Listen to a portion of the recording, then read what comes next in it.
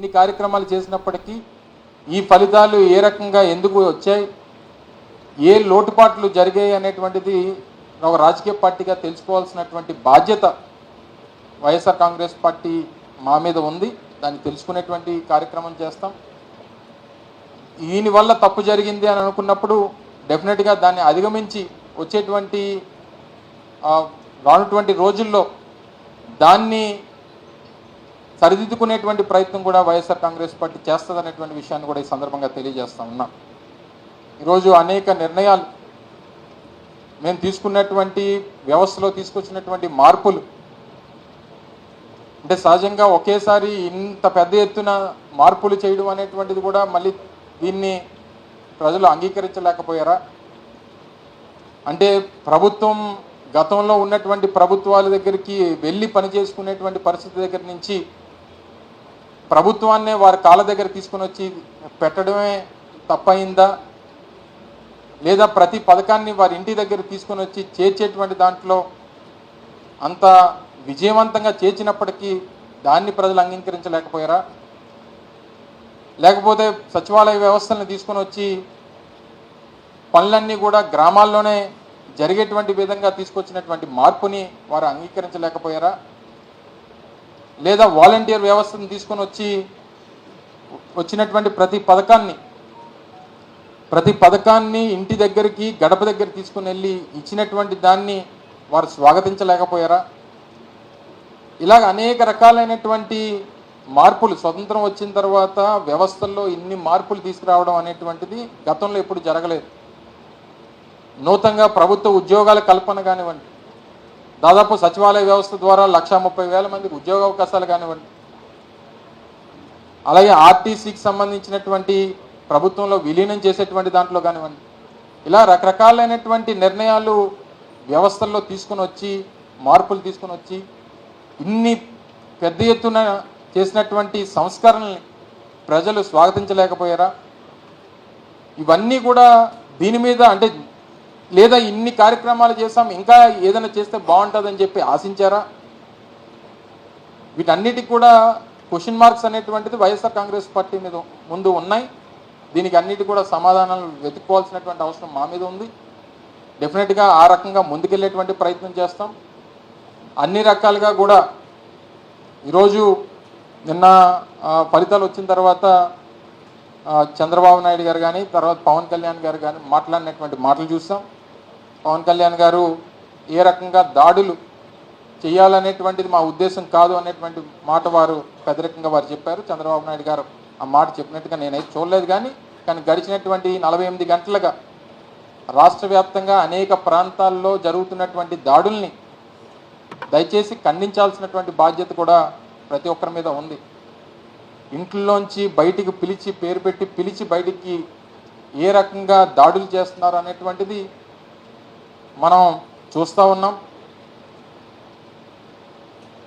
సామాన్యమైనటువంటి ప్రజల్ని వైఎస్ఆర్ కాంగ్రెస్ పార్టీకి ఓటేశారని చెప్పి అనుకున్నటువంటి ప్రతి ఒక్కరిని ఇళ్లలోంచి బయటికి పిలిచి కొడుతున్నటువంటి సందర్భాలు కూడా మనం చూస్తూ ఉన్నాం. ఇది ప్రజాస్వామ్యానికి ఏ రకమైనటువంటి మెసేజ్ని ఇస్తుందో అనేటువంటిది కూడా వారు ఇంకా ప్రమాణ స్వీకారాలు చేయకముందే ఈ పరిస్థితి ఉంది.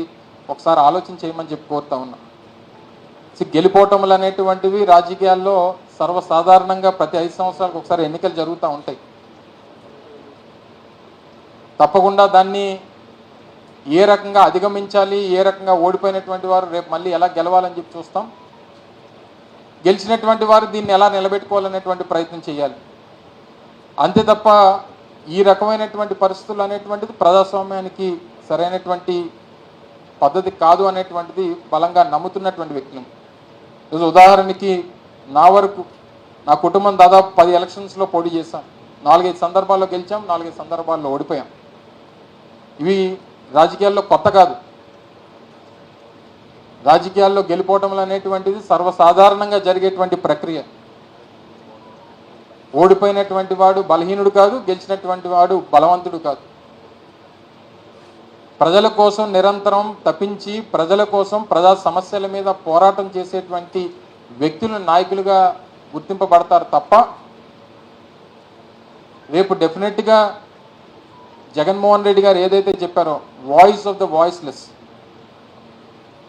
ప్రజల తరపున, ప్రజా సమస్యల తరపున, ప్రజలకు ఉన్నటువంటి అవసరాల తరపున గొంతుగ్గా నిలబడేటువంటి కార్యక్రమం నిరంతరం ఈ కంఠంలో ప్రాణం ఉన్నంత వరకు జరుగుతూనే ఉంటుంది అన్నటువంటి విషయాన్ని కూడా ఈ సందర్భంగా తెలియజేస్తా ఉన్నా. విశాఖపట్నంలో పుట్టి పెరిగినటువంటి వ్యక్తిగా ఈ ప్రాంతంలో అనేక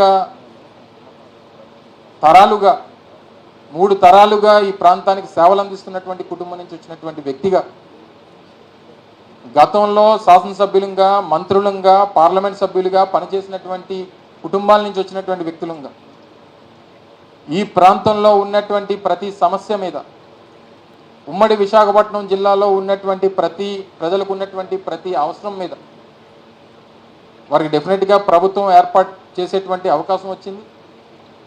డెఫినెట్గా ఒక 6 months 1 year అనేటువంటిది సామాన్యంగా వారు పనిచేసేటువంటి దానికి, వారు నిర్ణయాలు తీసుకునేటువంటి దానికి, వారు ఇచ్చినటువంటి హామీలు అమలు చేసేటువంటి దానికి డెఫినెట్గా ప్రతిపక్షంగా ఒక సమయం అనేటువంటిది అది మా బాధ్యత, రేపే అన్నీ చేయాలని చెప్పి అడిగేటువంటి అమాయకత్వం మాకు లేదు. సహజంగా వారు పని చేసేటువంటి దానికి సమయం ఇస్తాం, వారు ఇచ్చినటువంటి హామీలు నిలబెట్టుకునేటువంటి దానికి వేచి చూస్తాం.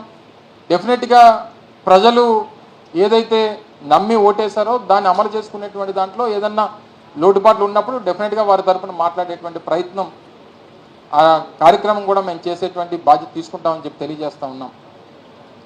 సో ఈ రకమైనటువంటి ప్రక్రియలో ఒక ప్రధానమైనటువంటి అంశం, ముఖ్యంగా వైఎస్ఆర్ కాంగ్రెస్ పార్టీకి చెందినటువంటి క్యాడర్లో, అంటే నా వరకు ప్రభుత్వంలో పనిచేసినటువంటి మంత్రిగా, శాసనసభ్యుడిగా ఇవన్నీ చేసినప్పటికీ, అంటే నా వరకు ఎన్నికల్లో కనిపించినటువంటి ఒక లోపం వైఎస్ఆర్ కాంగ్రెస్ పార్టీలో ఉన్నటువంటి కార్యకర్తలు,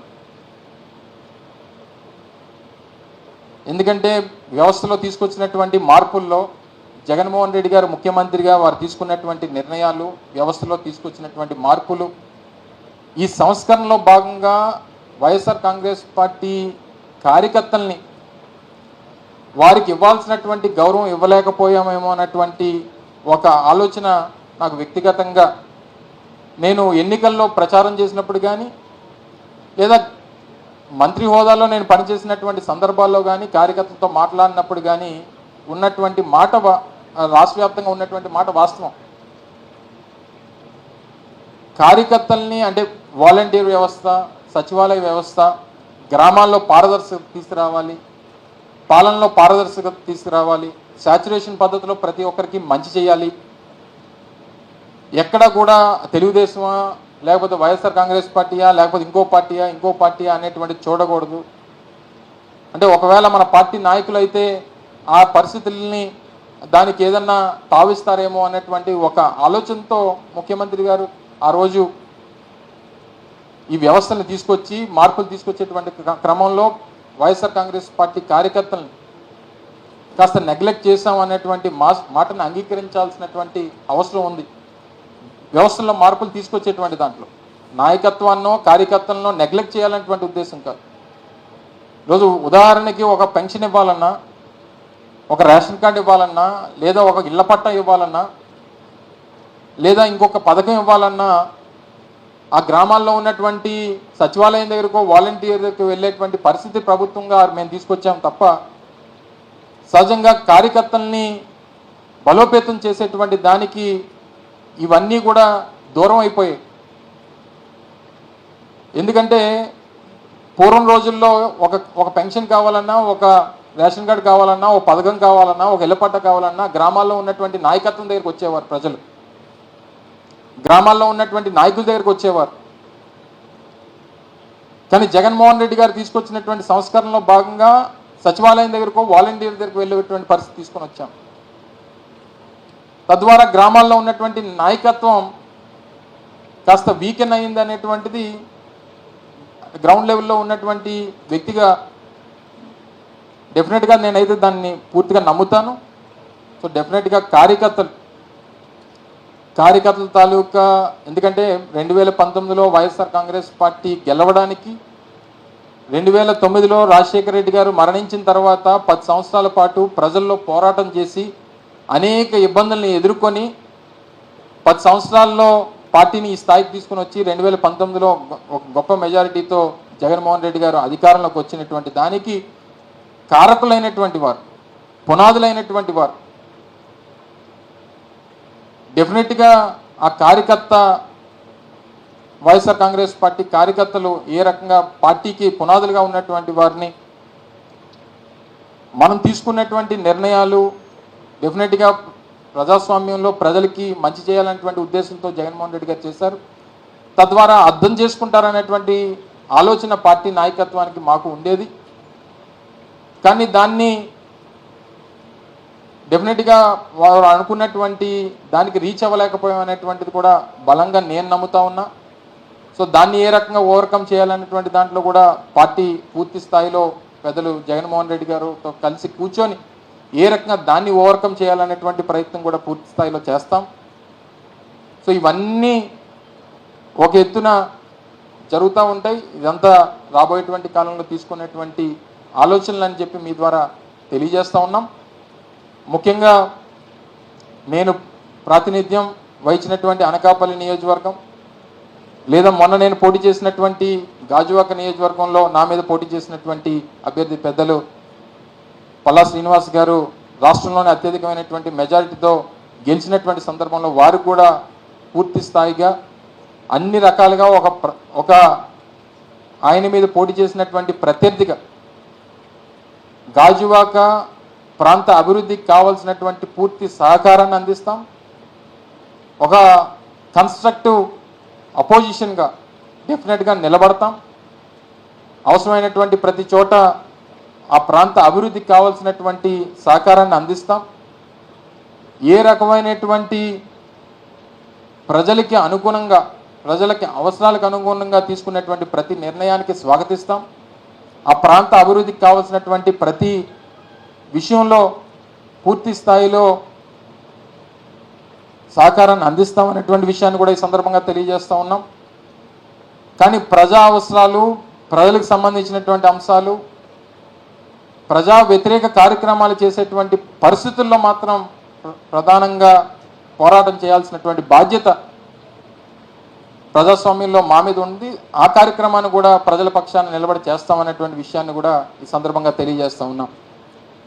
డెఫినెట్గా విశాఖపట్నానికి సంబంధించి చాలా సందర్భాల్లో గతంలో కూడా కొంతమంది మాట్లాడినప్పుడు విశాఖపట్నాన్ని మీరు క్యాపిటల్ అని చెప్పారు అనేటువంటి విషయాన్ని అడిగారు. దాన్ని రెఫరెండంగా మీరు తీసుకుంటారా అని చెప్పి లాస్ట్ టైం నేను పత్రికా సమావేశంలో మాట్లాడినప్పుడు కూడా కొంతమంది అడిగారు. డెఫినెట్గా ప్రభుత్వం తీసుకున్నటువంటి ప్రతి నిర్ణయాన్ని, ఆ రోజు మేము ప్రభుత్వంగా తీసుకున్నటువంటి ప్రతి నిర్ణయానికి ఎన్నికలు అనేటువంటి రెఫరెండం ఫలితాలు వచ్చాయి కాబట్టి డెఫినెట్గా దాన్ని అంగీకరించాల్సినటువంటి అవసరం ఉంది. కానీ విశాఖపట్నం సంబంధించి, విశాఖపట్నం ఈ రాష్ట్రంలో ఉన్నటువంటి నగరాల్లో ప్రధానమైనటువంటి నగరం విశాఖపట్నం నగరం. రేపు భవిష్యత్తు ఇవ్వగలిగినటువంటిది కూడా విశాఖపట్నం నగరం మాత్రమే. సో ఈ విషయంలో నూతనంగా ఏర్పడినటువంటి ప్రభుత్వం ఆలోచన చేయాలని చెప్పి కూడా నేను కోరుతా ఉన్నా. సరే, డెఫినెట్గా